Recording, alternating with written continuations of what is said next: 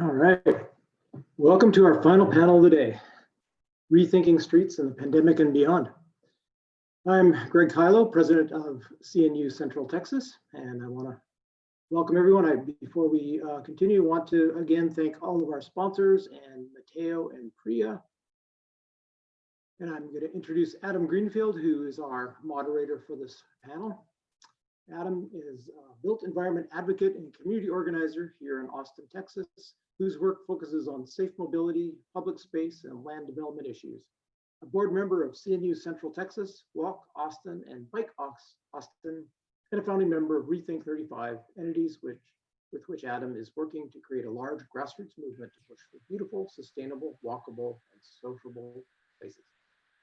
Adam, take it away. Sorry, Greg, could you repeat that? I love this book. Adam is a great guy. Well, thank you, Greg, and thank you to all our moderators and panelists. This has been a just phenomenal day, and congrats to everyone at CNU Central Texas for pulling this off, because this was a new thing for everyone. And especially a huge thanks to our keynote speaker, Jan Gale, of all people in the world. What an honor to have such an incredible man join us today. So thank you, Jan. I hope one day you will sign this book when you come to Austin. So, well, this is the last session of the day. So we're gonna keep the energy up and keep you sustained through this last 75 minutes or so. This panel's title is Rethinking Streets in the Pandemic and Beyond. And I'm going to give a little introduction and then introduce our very fine panelists, whom I'm also honored to welcome here today. So the unfortunate backdrop of this conversation is the COVID-19 pandemic. And you know, I just want to remember everyone who has been impacted by the pandemic. It's just been in our lifetimes, and it's been really tough. What we've seen in history is that whenever there is a pandemic or any kind of significant, difficult event that affects large numbers of people, almost always there is some evolution or step forwards that humanity makes out of it, because humans are infinitely inventive. So for example, modern sewage systems came from earlier plagues.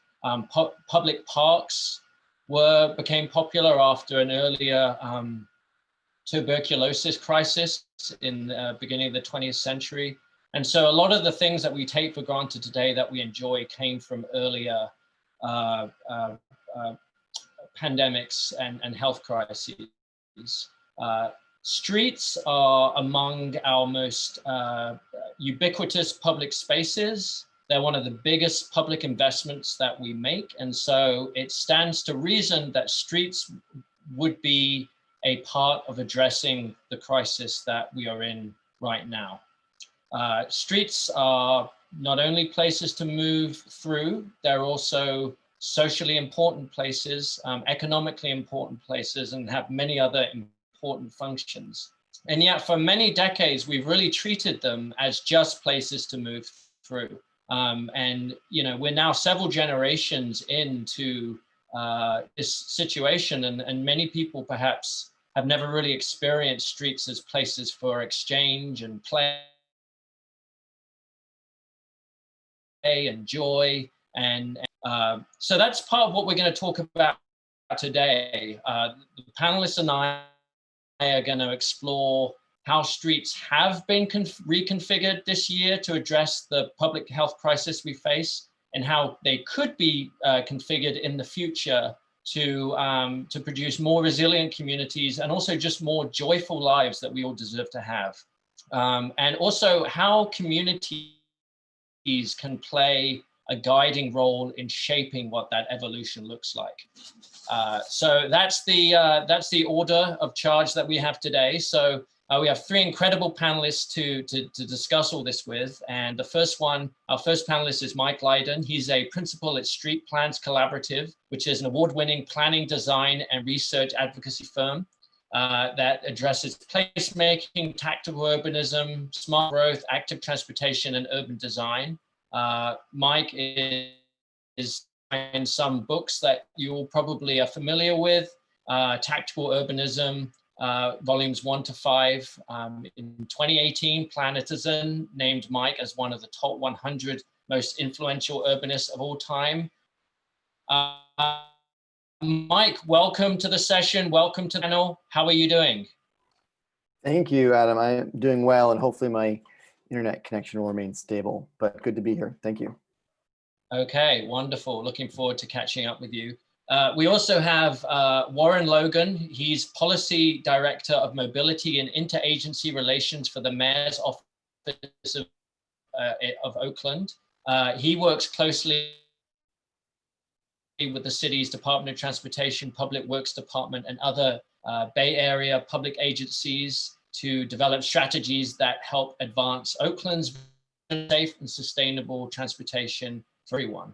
We'll find out more about Warren's work, but Warren, welcome to the panel. How are you? How is beautiful Oakland, California? It's wonderful. It's a little cold for me. I grew up in San Diego, so I have this large sweater on and it's 60 degrees outside, but otherwise Oakland is fantastic. Thank you so much for having me. All right, welcome. And lastly, Krista Nightingale is Managing Director at the Better Block Foundation, which is an international urban design nonprofit that educates, equips, and empowers communities and their leaders to reshape and reactivate built environments to promote healthy and vibrant Better Block, and spreads its story. She works with communities to demonstrate walkable, bikeable districts through great design and digital fabrication. Krista, welcome. Welcome to the panel. How are you? How's things up in Dallas? I'm well, and thank you so much for having me here. Dallas is good. It's good. It's a little chilly as well, so also have a sweater. So feel you with that, and hopefully we all have stable internet. So we'll see how this goes. All right, there we go. Well, we're all layered up. We have the life experience, hopefully, to make this a wonderful discussion. So the way this is going to go, we're going to have just a short 5 to 10 minute slideshow from each panelist.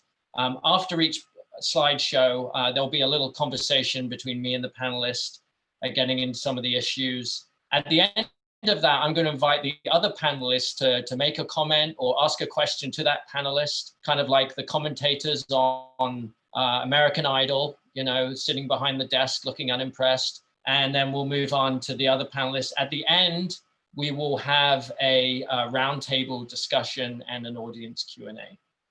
So you watching out there are welcome to put your questions in the Q&A box at any time.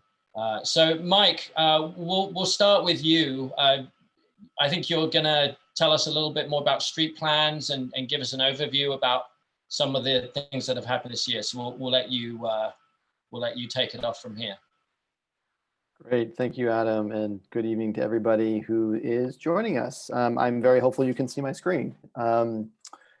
Yeah, so we are now at the end of 2020, and what a year it has been.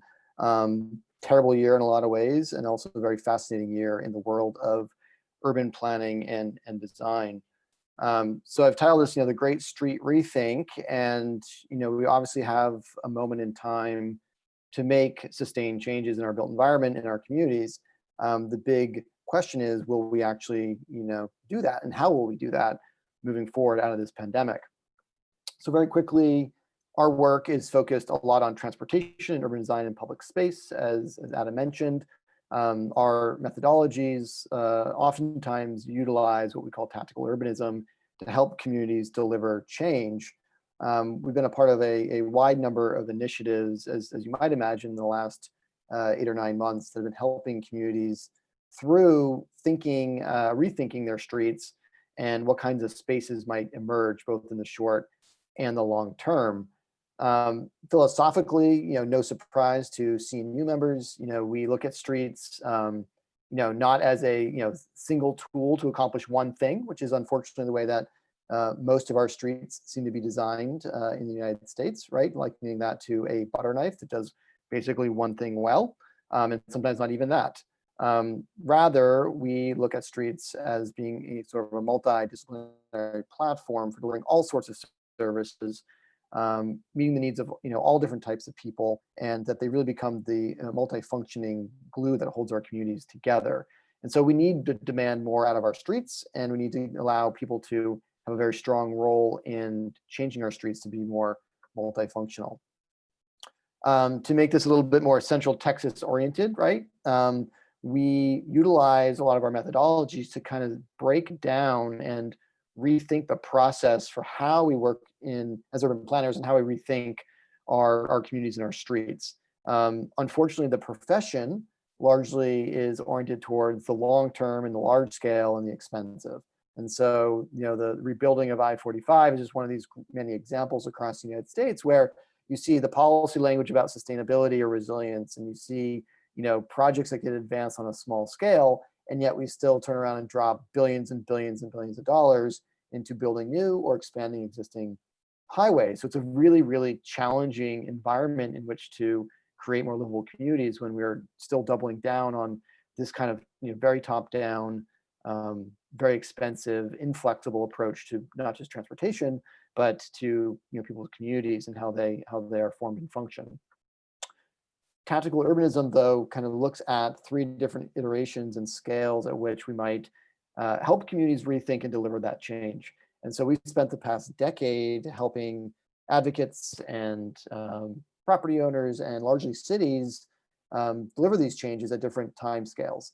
And there's a whole different playbook for each one of these different types of approaches, from demonstration projects, which are very short term and very inexpensive, to pilots, which might last a year, possibly longer, and then what we call interim design, which really fills the gap between successful demonstrations and pilots to then arrive at a better informed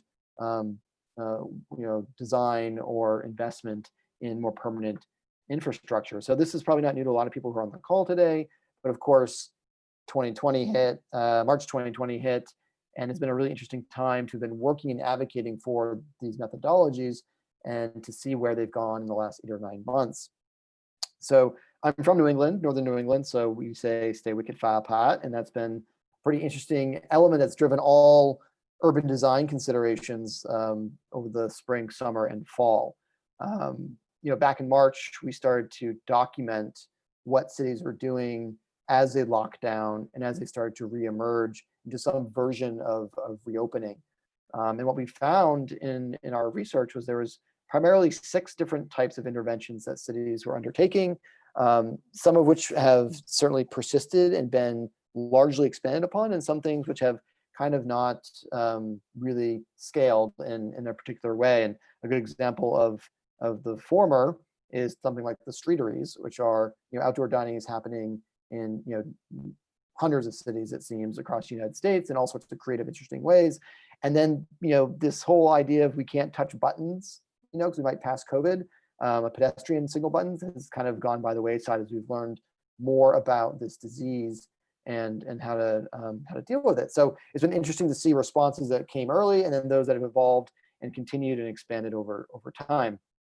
We worked closely with NACDO this spring to put together this emerging practice, which looks at a wide range of things that you can do in your streets to respond to and then recover from the pandemic. Now, some of these things are certainly about mobility and prioritizing walking, transit, cycling, et cetera. But a lot of it has to do also with service delivery. How do we use streets to provide services for communities where that might be challenging to do indoors, or where we need to physically distance ourselves from each other? And of course, the summer, warmer summer months in a lot of the United States provide a very good opportunity to do that. So for example, in New York City, we had what was called cool streets, where some temporary infrastructure was put into place for shade. And of course, the fire hydrants were legally opened for people who didn't have access to pools, which largely were closed this summer, to get access to cool water and for kids to play in the street. So, a lot of these things aren't just about mobility, it's about rethinking how streets serve the community as public spaces and for health and for wellness. In the research that we've done, along with a handful of other groups, which we've combined into this really nifty tool, there's approximately 400 cities have taken action across 40 countries using those 6 core tactics with, of course, derivatives thereof, for a total of around 1,300 plus actions. And so this has been a worldwide phenomena. I would say it's largely been undertaken in the US and in Europe, but certainly there are many instances from other parts of the globe. In terms of scale, we've seen larger cities kind of take the lead on committing to many miles of changes on city streets. It's great that Warren is here. He'll tell you all about Oakland as one of those leading cities, at least in terms of what cities have announced they will do. Whether they've gotten there is an entirely different question. But there's been some really big rethinks happening at the network scale in large and leading cities in both the US and abroad. But I'd say now that we've gone through this for several months, from the very formal programs, like a formal Slow Streets program, to the very informal, like the many creative ways that individual restaurants and property owners are doing outdoor dining, to that middle bottom image is a picture of somebody performing haircuts in the middle of the street on the sidewalk underneath the bridge overpass in Brooklyn, right? So you're seeing people take to the street in all sorts of creative, interesting ways. And I'd say that the quality of those interventions is certainly far more important than the quantity. And what's interesting to note is that a lot of smaller cities have done some really interesting projects, maybe not at the scale of Paris or Oakland, but at a scale that fits to the scale of their community. And so they may not get the same press attention, but there's been some really great rethinking done in, let's say, smaller rural towns, as well as suburban places as well.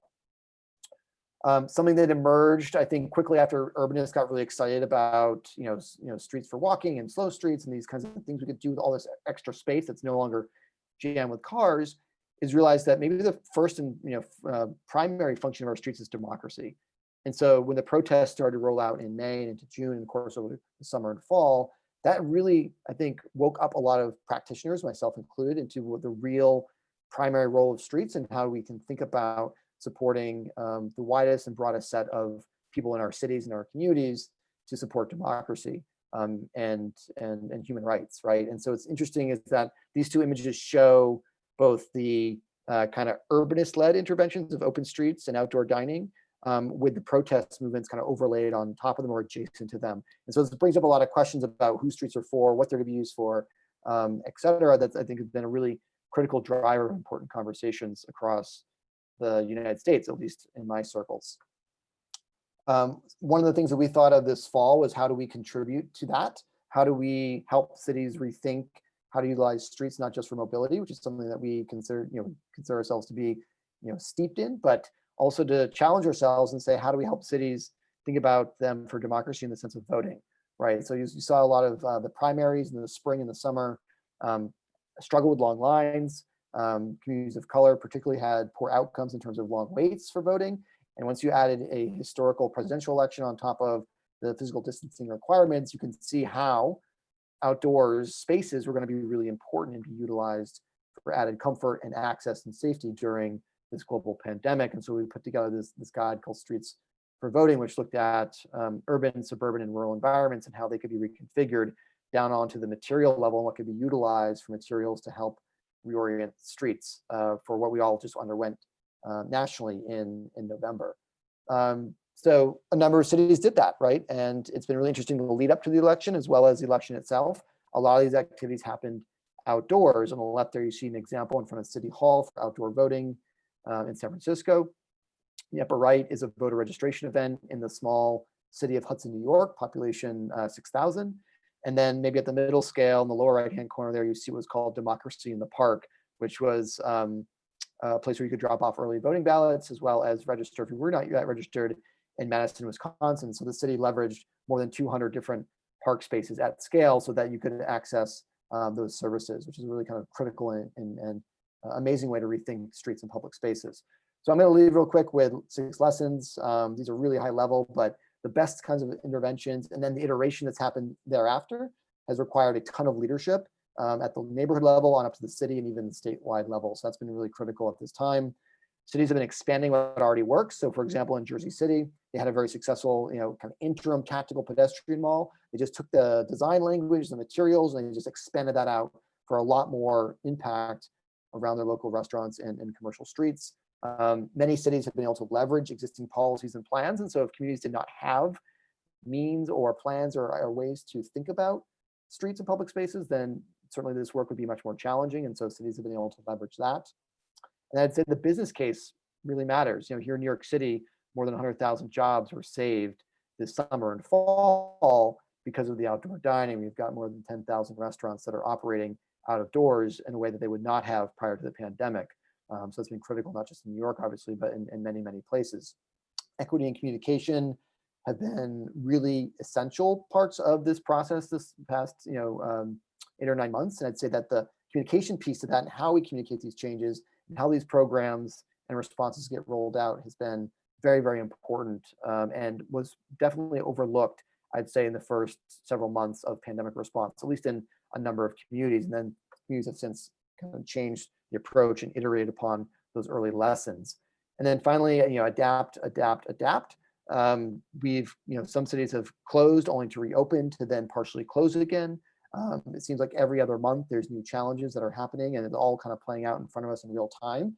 So to the extent that cities can be nimble and respond and work with their community leaders and nonprofit organizations, et cetera, to collectively respond to this crisis in a number of ways for the better, public good, is something that's going to remain critical moving forward. If we want to think about building resiliency into our cities and our communities, we're going to have that adaptability. And I just leave with the point that there are no resilient cities without resilient streets. And that starts from the youngest kids on up, and all the things that we can do collectively, not just during the pandemic, to make safer streets and better public spaces, but what we need to do in terms of leveraging this moment now to create more equitable cities across this country in the future, well beyond this pandemic. So with that, I will turn it over to Adam for maybe a few questions and some conversation. Thank you. All right. Mike, that's just so inspiring. I mean, the montage of images that you showed of this sort of granular, messy and chaotic, but also sort of a deeper order to it is just, it's just a whole new way of doing things, isn't it? I mean, this everything planned out and everything coming from a sort of very top-down bureaucratic sense, and then you have this completely different approach here. And you guys have been doing this for years, but it just seems like now's the time for this to really take root and blossom in many places that it hasn't yet blossomed before. I mean, how does, given the difficulties of the time, I mean, does this give you hope? Does this give you, what kind of fundamental possibilities are you seeing coming out of this? Well, I would say that it's been, exciting to see that cities and communities are opening their eyes to doing things a little bit more informally or a little more quickly, and breaking down some of the barriers to creating more lively and inclusive streets, right? And that for a decade, we've been trying to push communities to think about this stuff. And I think a lot of the communities that have thought about it and have put some of the measures in place were the first to be able to adapt and to think very proactively and quickly and nimbly. And that, of course, tends to be easier in smaller scales and smaller cities. But I'm inspired by the fact that a city as large and bureaucratic as New York, where I live, could basically overnight allow restaurants to self-certify their dining decks. Just meet very basic health and safety criteria. You self-certify that you've done it. We might come back and inspect you later, and we may not, but there's kind of this urgency and this understanding that maybe we've had all these rules for a long time. They start off with good intentions, but rule after rule built on top of each other makes for these kinds of really lovely human environments, very difficult and expensive and challenging to create. And so if there's a lesson in that, I think there's hope that I have that cities can learn from this and understand that communities have incredible capacity to participate in rethinking their streets, but cities and city leadership is in the unique position to help scale that and make that accessible to everybody in the city. And so I'd like to see a lot more of that happening as this change might become a little bit more permanent moving forward. But yeah, certainly a lot of lessons, and certainly not ideal that this is what was required to help this rethink happen on such a large scale. But now that it's happening, we have to think about how to leverage this for the best moving forward. Yeah, one of the, I mean, the examples you brought up covered I was just looking at the pictures, and it looks like a sort of a variety of types of cities, from very dense cities like New York to smaller, lesser dense ones. Are there certain types of measures or programs or approaches that seem to work better in certain types of city and not others? Like, are there cities where some measures just will work or just won't work for various reasons? That's a good question. I wouldn't really want to assert that one thing could never work in a certain kind of context, right? Right. But I would say that just from a large urban pattern sense, that already relatively dense and walkable places, and that could be a small town of 5,000 people like a Hudson, New York, or that could be on up to our larger cities. To the extent that that infrastructure of, streets connect to each other, and there are existing sidewalks, and the streets may not all be cul-de-sacs that feed into 5-lane, 7-lane roads, those places were better set up to do what's been done in the last 8 or 9 months.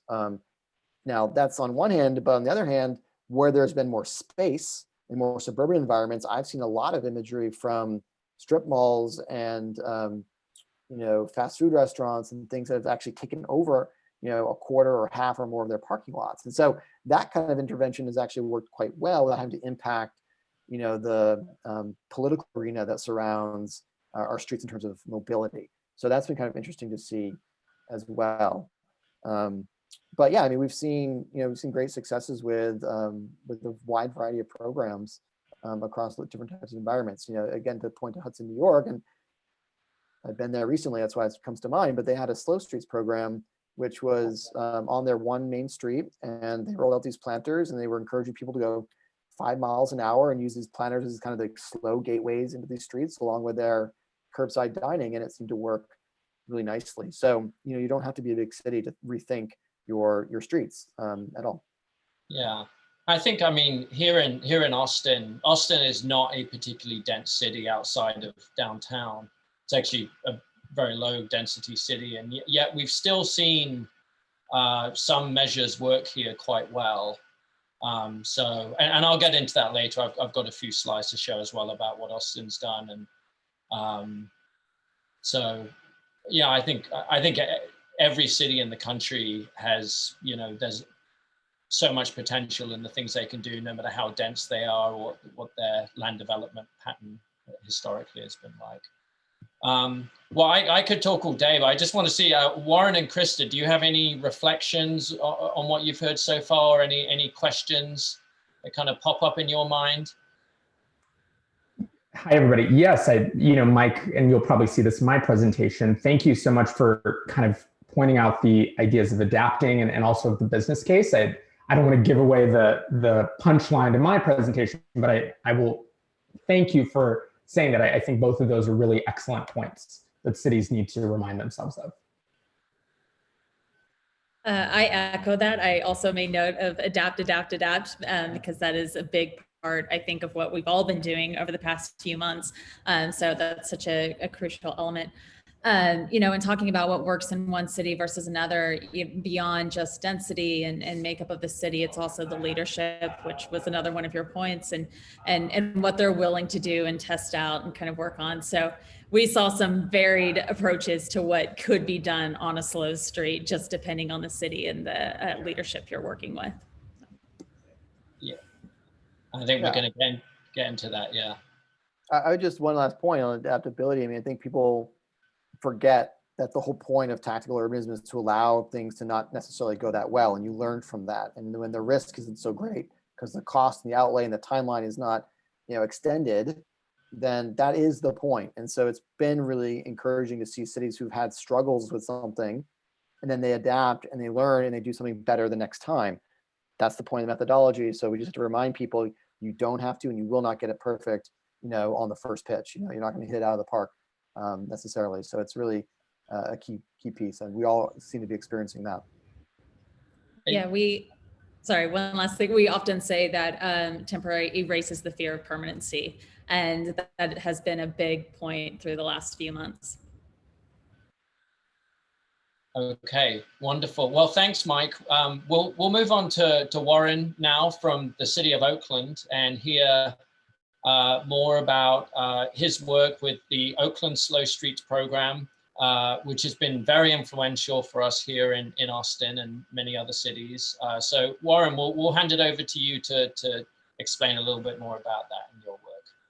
Yeah, thank you, Adam, for having me. Hi, everyone. Again, I'm Warren Logan.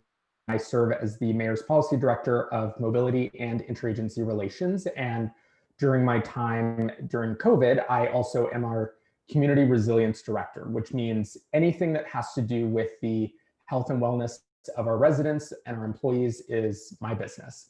So with that in mind, I'm really excited to talk with you all about how Oakland has responded using our public rights of way for our community's needs. The first thing I'll share is that, and I'm glad that Mike kind of brought this up, Oakland, like many other cities, has a pretty wide deck of cards now of different initiatives we've kind of put out during the last 10 months now. So kind of from the left, we have started using both city property, our sidewalks, our parking areas, and our streets for COVID testing. And that's really a storyline that I don't think it's enough press, frankly. What many of you might have heard of, and Mike again kind of shared with you, is that our Slow Streets program has been, I think, pretty successful at encouraging both Oakland residents and by extension other cities to rethink the ways that they use their streets and to use those streets primarily for people to enjoy the company of their family and of their neighbors in a physically distant way. Similarly, we have our Essential Places program, and Slow Streets and Essential Places are where my presentation is going to focus on. Finally, we've got our Flex Streets program, which is sort of the shared spaces for business uses. And then, funny enough, our Paint the Town program is actually predated COVID because it allows neighbors to create murals on our streets and as a way for traffic calming. So to dive into Slow Streets for a second, you see here one of our slow streets in North Oakland.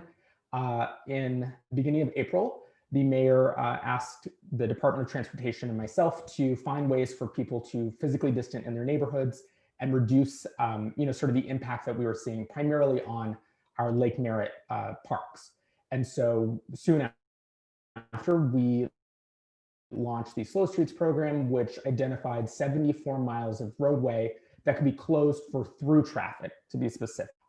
We are not at 74 miles yet, and I will kind of walk through why that is. What's exciting about this, though, is that while for many neighborhoods, Slow Street, for other neighborhoods, it also looks like calmness, right? It also looks like peace and quiet. And I want to charge all of you in the audience, virtually, I suppose, to recognize that Slow Streets doesn't just have to be people biking and walking. And it can also look like a lack of traffic, a lack of congestion, a lack of collisions. We recognize, though, that early on, Slow Streets wasn't meeting everyone's needs. And I show you here, this is how quickly we moved. The mayor sent a text to myself and the Department Director of Transportation.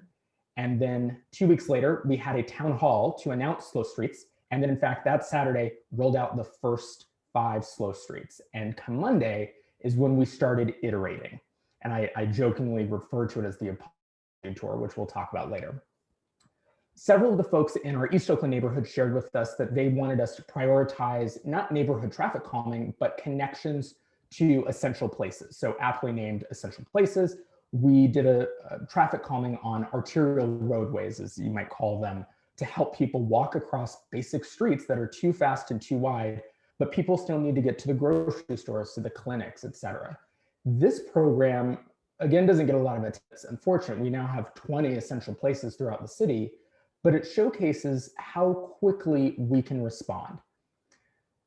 Moving forward to our Flex Streets program, this launched just after Slow Streets, funny enough.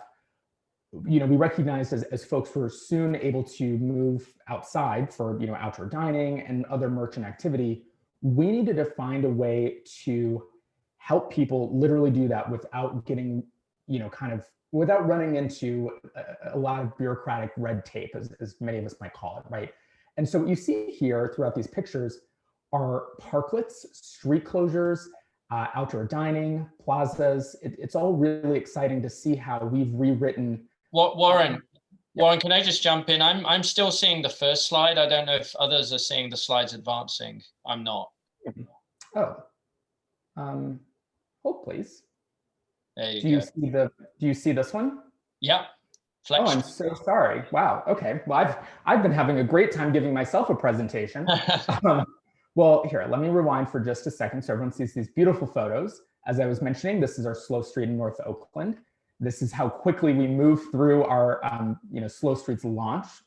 And then this is an image of our essential places, helping people walk across the street to what's in this case a community food market. And then finally, here we are at Flex Streets, which is where we left off. Sorry about that, everybody. Oh, I'm embarrassed.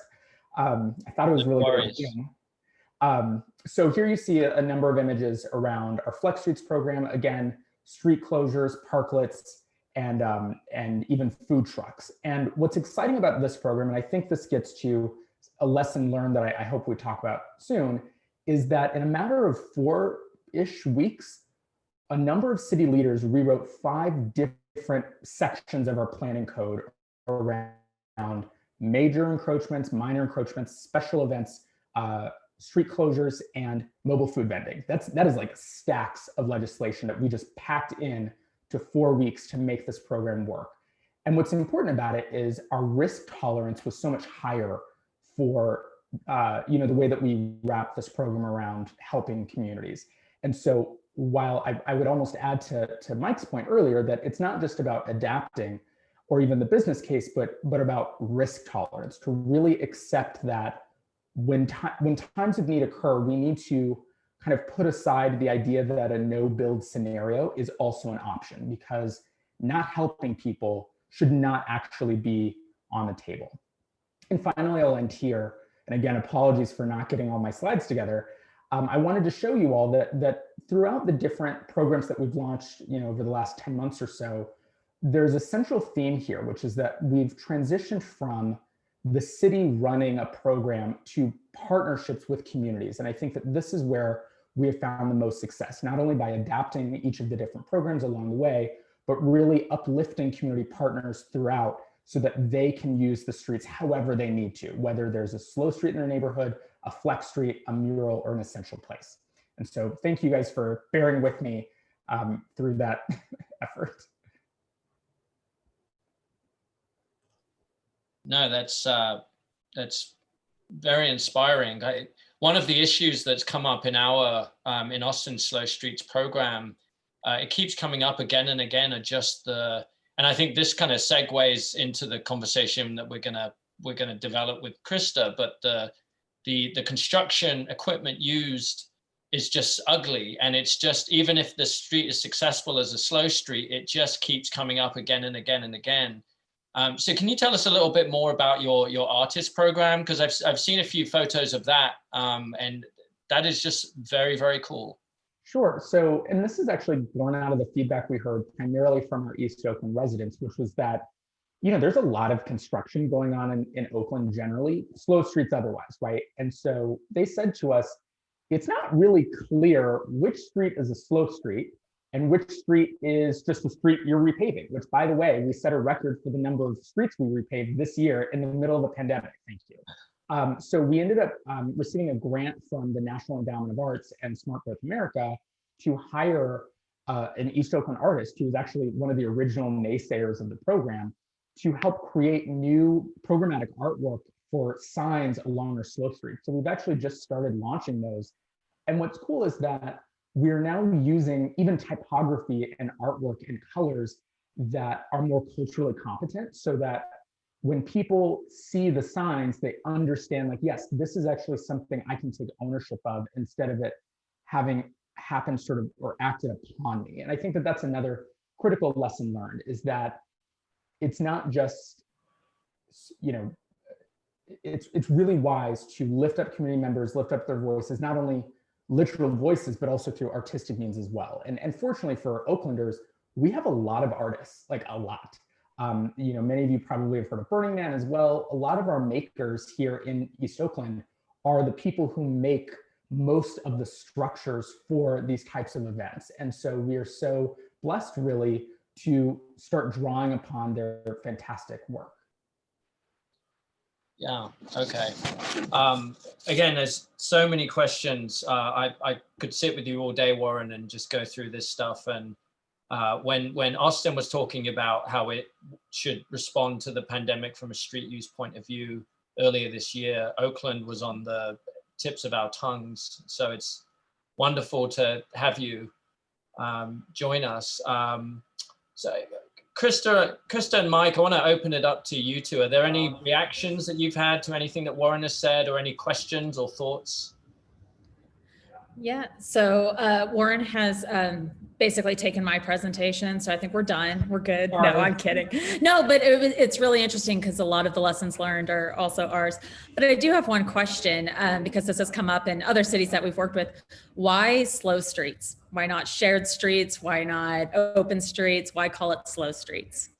That's a great question. And honestly, I try not to focus too much on the name, in part because I think it means something to a lot of different people. In the case of Oakland, I didn't really share this at the top of my presentation, we have a huge speeding problem in Oakland. And I've designed streets across this country, and like the challenges that we face on a number of these streets are literally too damn fast. And so we're sending a message, which is slow down, right? Like it is actually okay to drive on our slow streets if that's your local street. But we want to remind people that there are kids playing, right? Like many of us who probably grew up in suburbs, you might recall those like slow for the kids playing in the street, right? And I'm sure that in a different timeline, we might name it something else, right?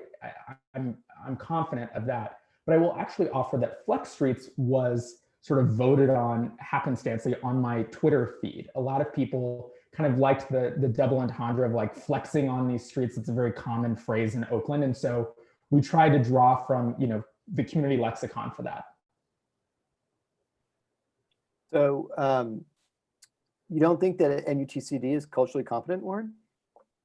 You know, I don't. I actually feel like it's not, right? And it's actually a little funny that you mentioned that, because I used to work in a program in Berkeley where we got our hands slapped for a parking program because the signs that we were using were not legally defensible by virtue of MUTCD. And it was like, this, what our signs are saying is English and is in Helvetica, but beyond that, this doesn't actually tell people what we're trying to imbue, right?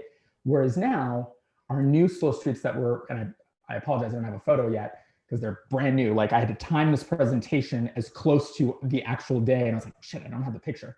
But the signs that we use for slow streets now are a combination of what is a scraper bike, a group in East Oakland where they like reconfigure bikes and make them shiny and awesome. And then two young girls with like adorable pom-poms in their hair, like running. And there's nothing that you can spell out about that. But when you see those two images next to the like awesome artistic script that says slow streets, it tells you more about that community than any words can, right? And that's something that you just can't make a policy for, right? Like there's no font size that will make that okay. Right. Yeah, that's such a good point. And I think, you know, the lesson I take from Oakland is kind of goes back to those big numbers I shared at the top, which is 400 cities, but 1,300, you know, different types of actions. And so the best cities that I've seen out there across the globe have more kind of a programmatic, multidisciplinary approach to this, where yeah, there might be a slow streets or there might be, you know, some type of program like that, but they're doing a number of other things that are kind of working together to support the communities. And I think that's what's so great about the work that you're doing in Oakland, is that it's not just a one-dimensional, you know, one type of intervention that you're doing multiple, and it's knitting together and kind of seeming to work. So I like seeing that. And Mike, it's funny that you should mention that, because a number of my staff members said, well, you know, what happens if we don't expand slow streets in portions of the city? Because we have about 20 slow streets now, and 20 slow streets, 20 essential places. I think about 80 flex street locations, and I think about 10 paint the town murals that kind of throughout the city. If you were to look at any one of those programs on their own, it might look, at least geographically, inequitable, that there's more of one in another spot. But when you layer them on top of each other, you start to see that each neighborhood is able to select from the menu what it is that they need, right? Like you don't need a parklet in a neighborhood that doesn't have any businesses. You need businesses in that neighborhood first, which is like, we'll talk about later. But that's something to always think about, right? Is using the tools that are best for that community. And I think that goes back to your earlier question, or maybe this is to you, Adam, which cities should have what? And I would actually offer that it's not city level, it's which neighborhoods should have what they need. Great point. Great point. Well, thank you, Warren. That's fascinating. I'm just gonna, before we move on to Krista, I just want to give I know I'm sure a lot of our audience is in Austin, but I'm sure many are beyond too. And I just want to share a few slides about what Austin has done. So hopefully you can see that. I think like many cities, Austin's Slow Streets program, which we call Healthy Streets, started as a social distancing measure. And this was the first 3 locations we launched with, the city launched with, and then 3 were added to its advancing by itself. So I'll just close that. And this is the kind of infrastructure that we use. So this is why a lot of people say it's kind of ugly. But one of the things I noticed, one of the things that we noticed, I'm just gonna, hang on a minute.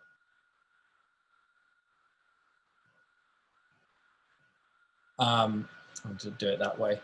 One of the things we noticed is that the diversity of street users went up very, very quickly, which was really exciting. There's my wife on the left there, out on a bike ride, and this location in particular, I think, has taken on a kind of promenade feel to it, whereas some of the other streets that are wider with fewer houses fronting onto the street, the benefits have been more traffic calming than sort of attracting as many people, which that point came up earlier, which I think was interesting. And I think one of the benefits of slow streets that we were a little shy about talking about earlier on, because we didn't want to talk about social interactions in public, is the fact that people who are shut in their houses all day, who are lonely, can just have a little bit of safe outdoor, socially distant social contact, which is such a relief.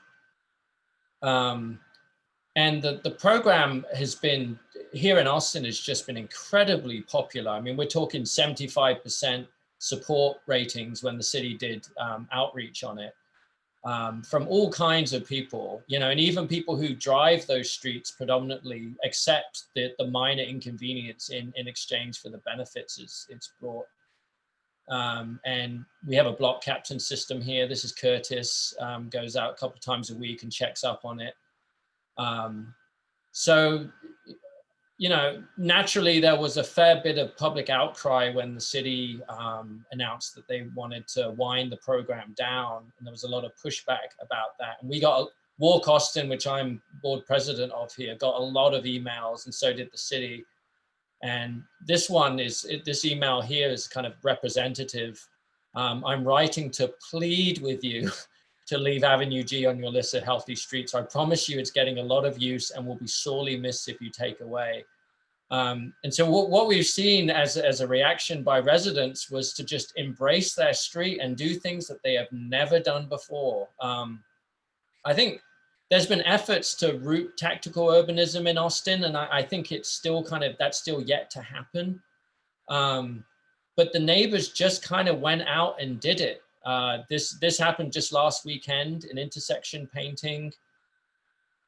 This is a local resident, a block off this street, just very happy. I think she's now up to 3 of these within 2 weeks. This is another one. This is in the Hyde Park neighborhood. This is a more rough one, but heart and soul in there. This was a troop of Girl Scouts who came out and did a tribute to the history of women's rights a couple of weekends ago. And this was just a really beautiful mural too, all done completely without permission, but they just did it. And the city itself, I think, I think there's been a comfort level with just doing things quickly. That's not how, not in a tactical urbanism way. That's not really, it's sort of a new thing for the city here to an extent. And they really went for it in a few incidents in a way that they've never done before. So this is Congress Avenue on the Congress Avenue Bridge heading north towards the state capitol, which you can see in the distance there. That was earlier this year. Then in August, they created a temporary bike lane there. And then just in the past couple of weeks, they upgraded it. It's still technically an interim treatment, but you ride this today and it's hard to imagine the street being any other way. It's just incredible. This was a 6-lane road. Now it's a 4-lane road with wonderful protected bike lanes, and you see children on it. You see people with babies on the back. It's just incredible. And so you can see there in that slide, just the transition that happened so quickly. I think this was a really big deal for Austin. And I think it's really still a struggle for this city to do this kind of stuff. And I think there's some folks that get it and some that really don't. But this, this was a decades-long dream that happened in a matter of months, and is bringing great benefits to many people. So that's a little bit of outline about what's happened in Austin. And Krista, I'm going to hand it over to you for your presentation. Tell us a little bit more about Better Block and what you've been up to in Dallas.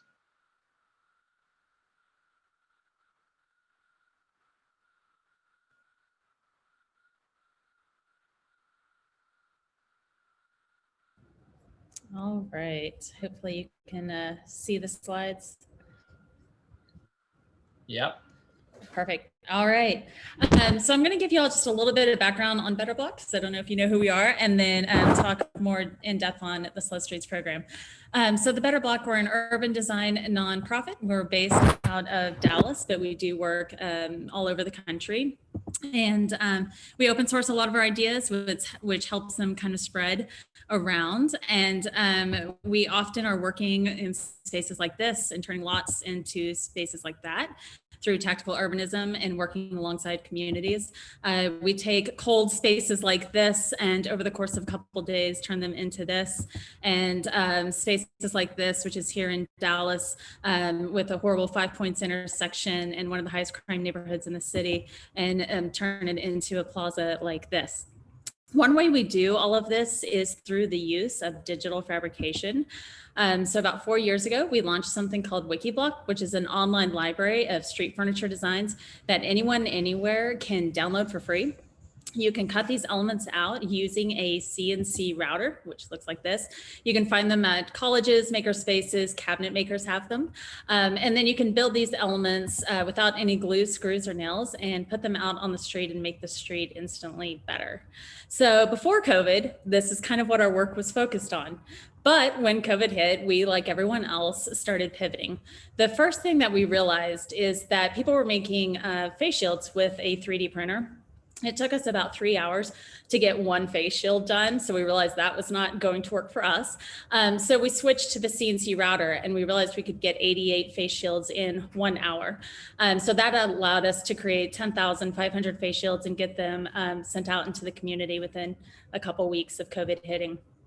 We have also created hand sanitizer stations that we did in partnership with a hospital here. We worked with restaurants to turn them from restaurants into bodegas using some of our designs. And of course, we have built parklets and are continuing to build mini parklets. And we looked at streets. So when Mike was talking about adapt, this is kind of one of our first things. We saw that the Slow Streets programs were happening we looked at Oakland, we looked into all these places, and we said, we should do one. We've got to do it here in Dallas. Everyone else is doing it. Why aren't we doing it here? So we picked a street. It was behind our office. It had been talked about kind of using an approach like this before. We thought this is a win. It makes perfect sense. It got leaked out to the media, not through us, but through someone else on a Friday afternoon. And by Sunday morning, we realized we were not going to be doing that project on that street. There were a lot of concerns about the idea. And I think the two biggest ones were, you're going to bring COVID to our neighborhood because this was the only street that was being discussed as part of a system. And then, just people being concerned about, traffic kind of being shut off. So by Sunday morning, it was very obvious that this was not the approach we should be taking. So we immediately said, what, we're listening. I actually have a spreadsheet of all the comments. I cataloged all of it. I said, I hear you. We get it. We will not be doing this on this street. Don't worry about it. But we started looking at the other places and what else was happening. And we had some friends in Kansas City, Missouri. And we also had some partners in Kansas City, Missouri through Spin, the scooter company. And we started talking about what they were doing. And so their approach was, creating this network system. So this bigger system of these longer streets that they would do a program on. And then they tweaked their block party permit to allow communities to apply to have their street become a slow street. So our role in this was supplying materials to the neighborhoods so that they could put this program together. We developed the block captain approach to it. Kansas City was really open with using whatever materials people wanted to shut down the streets to through traffic. And we kind of just assisted throughout this process. And as we started kind of thinking about this process and what we saw working and not working, we decided to go back to Dallas and try it again. So we approached the Public Works Department and said, you've got this block party permit. Let's tweak this and let's make it something to where people could apply to be a part of this. And I think that was our biggest lesson learned from our first attempt is we were, and I think Warren, you mentioned this earlier, we were saying we should do this on this street instead of letting the community say, we want this on our street. And that little tweak made the whole difference. So we worked to get funding from a private donor, and we all partnered together and we created a program that would allow 10 streets to shut down to through traffic, but stay open to local traffic. We knew, we have to do this in English and Spanish, and we have to try to get the word out as much as possible to as many folks as possible. So we worked with a lot of different people. The block captains were in charge of getting permission from their neighborhood. They had to have 25% of their neighbors sign off on the idea. And then they were the ones that I would deliver all the materials to, and they would kind of organize to go out and put things together. And then they enjoyed it for 30 days. A big part of this, though, was seeing what kind of impact does this make and what are your thoughts on this? And so these were the 10 streets that were selected. You can see that we've got a little cluster over there. And that was because we had a council member who was very supportive of this idea. I would credit him with getting this idea to happen because he really pushed it through. And so he was really excited and he told everyone in his district about it. So we had to work really hard and really quickly to try to get it spread out to make sure that we could get it out to other neighborhoods as well. And I definitely think there was a lot more that we could have been doing on that. It was, we were still learning how to do community engagement during COVID and what does that look like? And I think we learned a lot of lessons through that. We also have some data on what the different streets looked like, the makeup of those streets. And in fact, I think Ellen may be listening in tonight, and she put all this together for us. She reached out and said, hey, I want to volunteer. And I think I threw this at her within like 3 hours of meeting her. So we were thankful for volunteers who kind of helped bring all of this together. And then we also got feedback from the community, kind of asking what they thought about it. Overall positive. Overall, people loved it. They wanted it to be made permanent. And I think that was one of the best things, and also maybe one of the things to why it's not continuing is the question was what happens next? And there wasn't a strong clear direction on that after the program. So we've been working with the communities to connect them with the parties that they need to meet at City Hall to talk about what could you do to make more permanent changes to your street. And we're looking at programs that other cities have done and kind of looking a little more holistically at the neighborhoods. The biggest pushback that we got in this program from neighbors of the streets was, we didn't get this on our street, and that's not fair. So I received several comments that were along those lines where, you know, the biggest thing is people wanted it and they didn't get to have it, and they just didn't think that was right. So I think that, you know, was a big lesson as to how do you make this a little more fair for everybody to enjoy the space as well. But overall, people enjoyed it. We did have one comment in here that said, you know, I think that some of the motorists were angered by it, and so they drove faster once they got around the barricades. One thing I did ask those who said it wasn't fair, one concern was that they were getting more traffic. And so, you know, we asked, can you make some notes of that? Can you do some tracking of that? We tried to do a little bit of tracking that, but we weren't able to capture it. So I'm not sure how much of that happened or didn't happen on those streets. And then we, you know, put out our recommendations, which of course we wanted the program extended. It was pretty much enjoyed. People wanted to see more of it. We needed more diversity in neighborhood selection. I absolutely think we could have and need to do better on that in the future. And then also some tweaks to the program. You know, this program was very much for just residential communities, one block at a time. It didn't really take into account apartment buildings. There were no commercial streets that were used, and there wasn't a program that had extended mileage. So I would love to see a little more robust program and kind of see what that approach looks like. Working on permanency and working with the neighborhoods to identify some different ways in which they can make some of the benefits that they saw from the program, make some of those a little more permanent. And then we were also advocating for restoring and increasing the budget for bike lanes in Dallas, which actually did come through and did end up happening. So one of the greatest things, and I think it's already been mentioned, but you know, this allowed for people to go out and meet their neighbors from a safe distance. So this is Diana Torres. She had just moved into her neighborhood, and when she saw this program come up, she's like, hey, this might be a great way to meet my neighbors during a pandemic. And that's exactly what she did. She got their signatures. She got to know them while they were out painting on the street. And she is actually now one of our board members. So I think, you know, the program was about a lot more than what was happening just in those 30 days that they had the permit. But we look forward to seeing kind of how these approaches can help us in the future. I will say, as has been mentioned by others, it has opened up the city to being a little more open to moving quickly and to testing some ideas that are outside the box. I don't know about all the other cities, but we have been dealing with a lot of street racing here in Dallas. And when it's been pretty intense. And one of the approaches has been to actually implement some road diets and do some traffic calming and try different methods in that way to see if we can kind of curb some of the speeding that's happening on some of the streets. And I think that the willingness to test that out and to try those concepts has come from this idea and this kind of mind shift that we've been seeing a little bit through COVID. So that was our experience with that.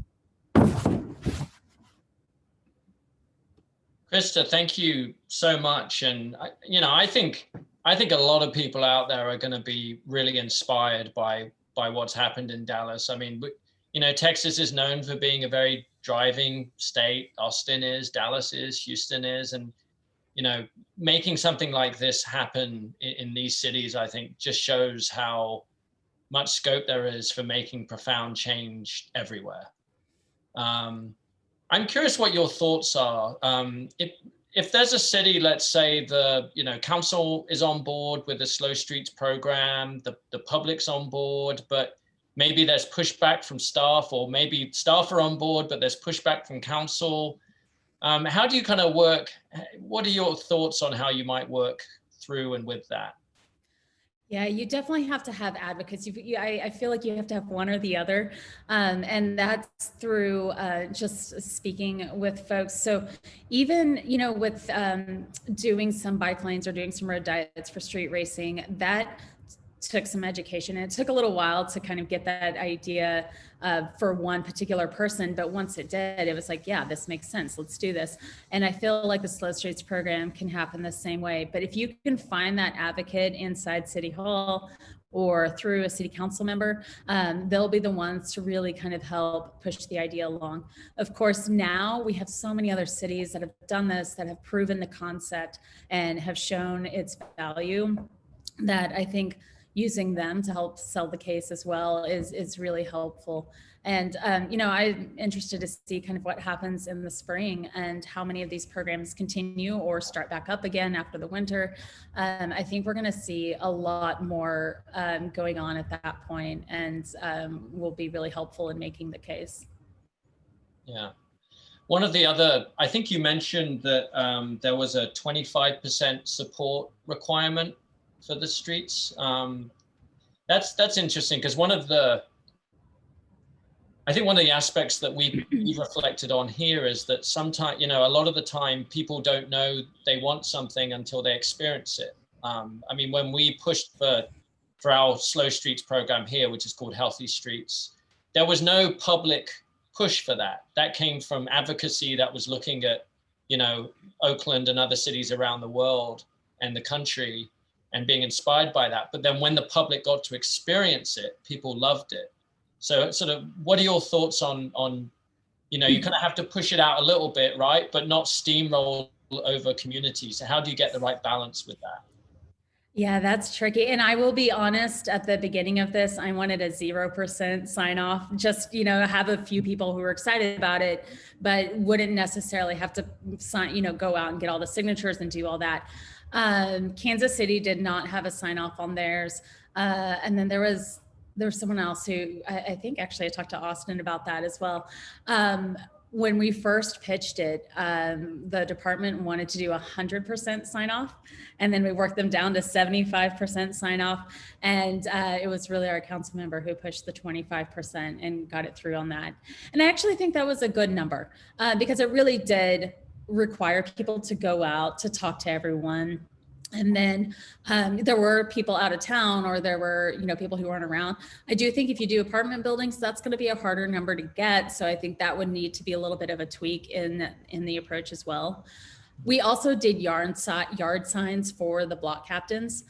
So once the street was up and running, we had these yard signs around the block so that if there were any issues or concerns, they'd go to the block captains first, and then the block captains would come to me to address any issues that may come up. So we made it very much a neighborhood thing where people were the stakeholders and also, could interact with each other in that way. Yeah, I think the whole public input and, who makes the decisions and how, I think, is fascinating. Austin created a GIS map that people could draw lines on and suggest slow street locations. And after a while, it was pretty obvious where the good locations were. And every time the city went with the suggestions, it was great. And when they didn't go with the suggestions, it was less likely to work out, which I think is just an amazing illustration of crowdsourcing with this. But I was surprised at how quickly so many people were just ecstatic about this, even before the streets went out. So it's pretty inspiring. Warren and Mike, I want to bring you into it. What are your reactions to what Chris has said? Any thoughts or questions that you might have? And Adam, I think I would just pick up from where you all left off. Each of our different street programs have a different threshold for buy-in, right? For testing services on streets, we had the same question. Should we get neighborhood buy-in? And I said to my staff, I was like, what if everyone says no? Then what, right? And I think that I said, I'm not comfortable not providing testing services in the neighborhoods that we know are needed if, I don't want that to be running up against NIMBYism, right? In terms of slow streets, I'll be honest with you, we started with our neighborhood bikeways from our bike plans. So we were fortunate enough to have just completed a plan, right? What's interesting though, and I think this is kind of true for all of our programs, and I'm kind of curious to see what Mike says too, is like, people have asked me, would you go back and do it exactly the same way, like almost zero notification up front, launch the signs, and then like figure it out from there? And the answer is yes, I would, because I don't think that in my we, I mean like not planners, I mean we as people are not good at imagining long-term capital improvements and the effects that they will have. And one of the things that we've learned pretty significantly throughout this process is that an A-frame barricade is very easy to pick up and move. And you can have a conversation about that with almost no risk whatsoever. We put the frames out. Some people called me and said, I moved your stupid frame because I think this program's stupid. I'm like, great. How hard was that for you, right? It's a lot harder to pick up, you know, $1 million of concrete, right? And it is much easier for me as the project manager to engage in a conversation when the risks are low, right? When there's no money at stake because this program cost us like $10, right? That's the part that I think is really critical, is like, I don't want to seek buy-in about thin air, right? Like I kind of want to put something out there and stand next to it and say, what do you think, people? Versus, please all come up with an idea of what you think I'm talking about. I hope we're on the same page, and then we're going to leave it up to a vote. Like that's not an effective way to move towards safety improvements, especially. Yeah, the safety part of this versus the, you know, who has say at the neighborhood level part is a real tension. I mean, forget the parklets and forget the cute and fun things we do in the curb lane, like that, like the safety element of all this work is what drives my passion for designing streets, is like making sure that you can cross and not get killed no matter where you live. And so the tension that we experience in multiple communities is, how do you move quickly and show rather than tell that there is, one, a problem here, and two, we can solve it relatively inexpensively and fast, versus the, you know, let's have 12 months of process to talk about a crosswalk. Like I just don't think we can do that anymore in the American city. And I think COVID might have shaken some of that loose to a degree, that there are some really primary and basic things that everyone has a right to that they don't have currently in their neighborhood. And I think the way you frame it about things that other people have that you don't, that are safety related around health and wellness, can help drive people's awareness and demand for, oh, we do want to opt into this, right? We do want safer streets and safer intersections, and kind of take away that you're imposing something on us. It's like, no, you don't have something that other communities do have in your own city that makes them safer. Do you want that? And it kind of equalizes that. And I think that's a point that Warren had made on an earlier webinar that I was on with him maybe 4 or 5 months ago. That was really spot on. Mike, it's just so good to see you again, really. I look for excuses to just see you more. It's been months, right? Yeah, right. It's been years. It feels like years. I just want to interject here. So we technically end at 6. We can go a little bit later to 6:15 Texas Standard Time, TST. So we can keep talking, and we'll go over a little bit.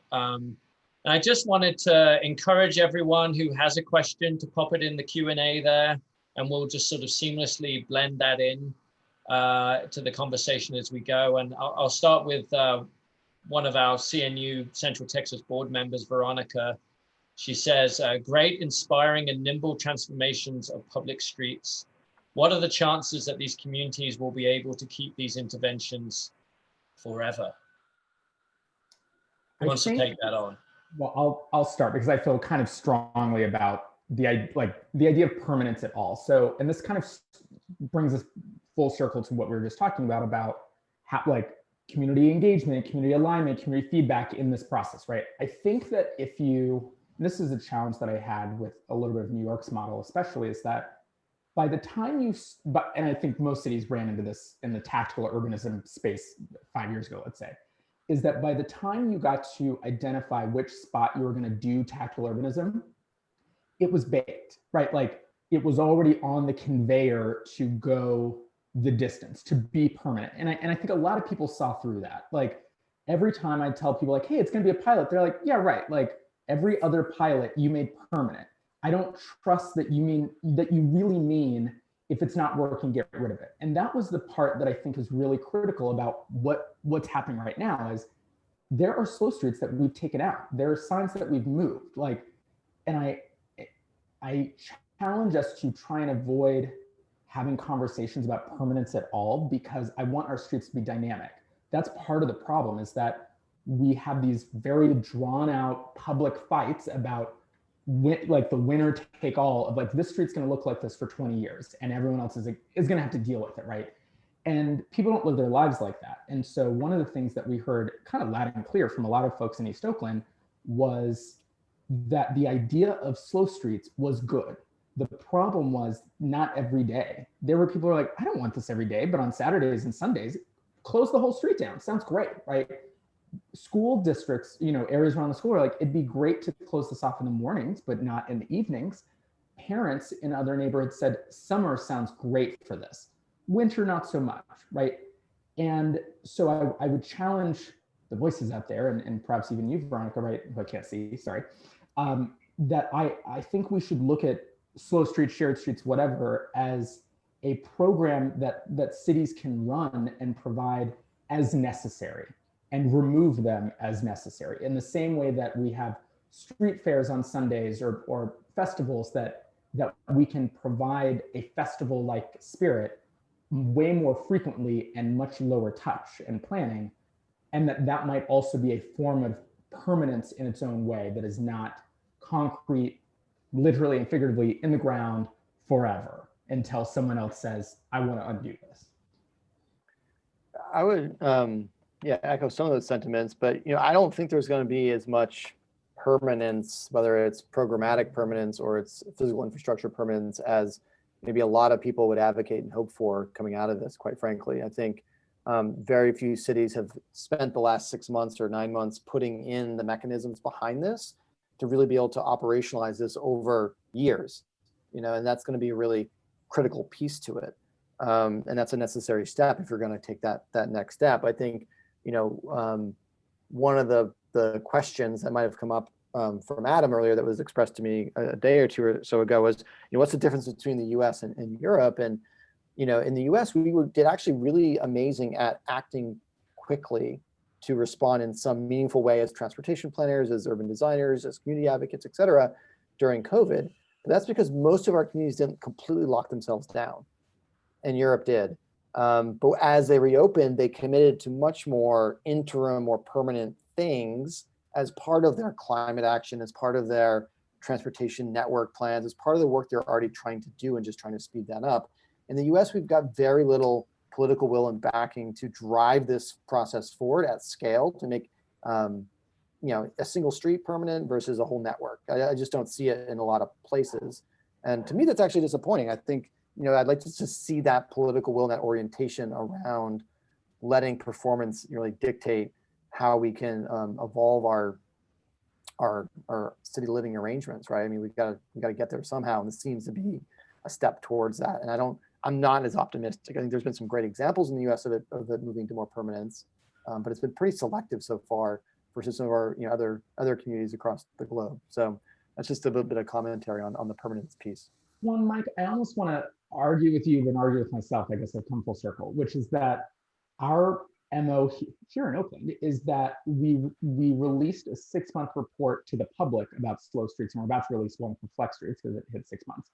We also did an internal report, which was like, hey, if this is going so well, why didn't you do this before? And so in the case of slow streets, we actually had the answer already because we just sped up the bike plan and just use the materials. So that kind of was like, yeah, we can bring in more temporary materials to begin our longer term capital program. That's fine.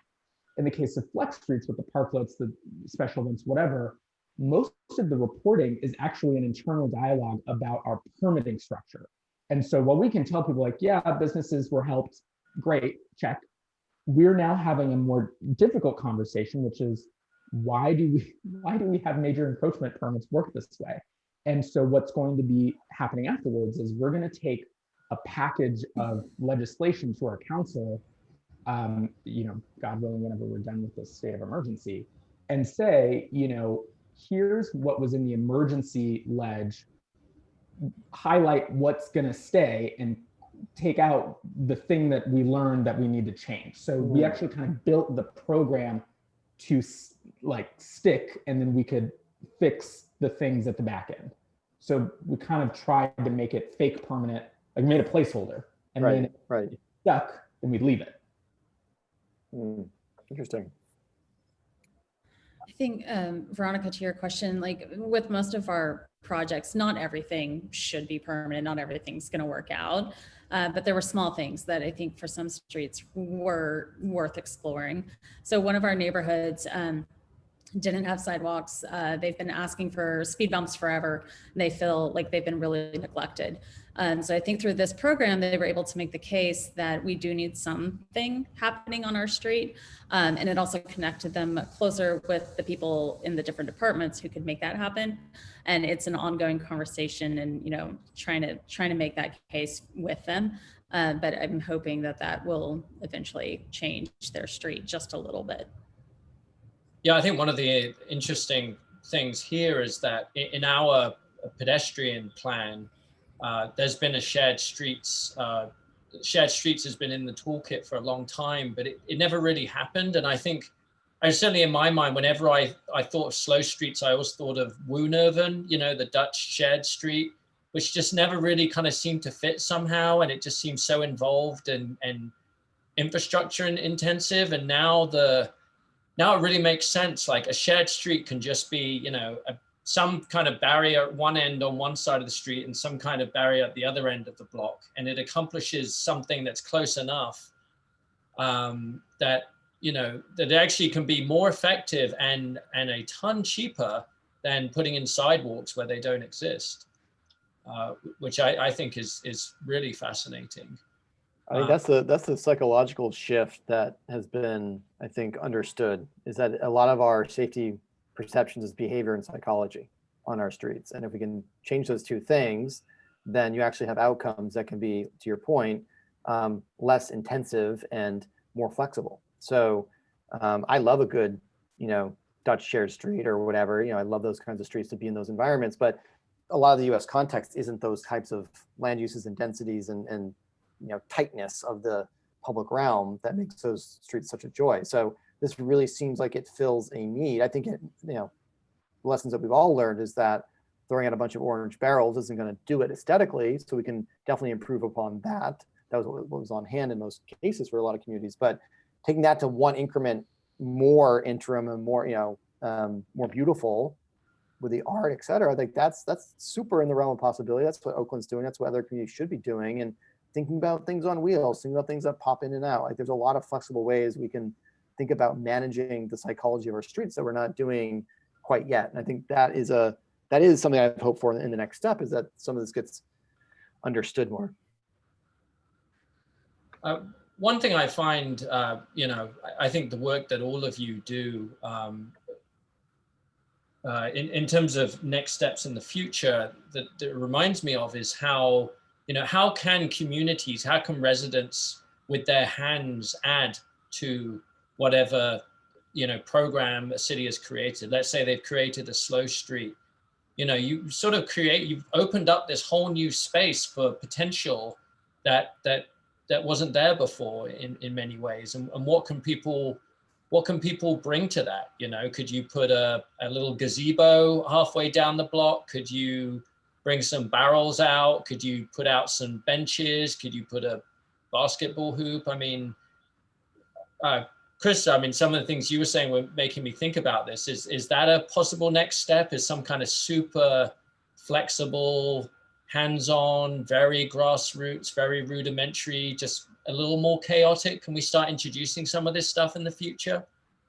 Yeah, I think so. And, you know, we always point people to our WikiBlock website because it's free. It's furniture that you can download.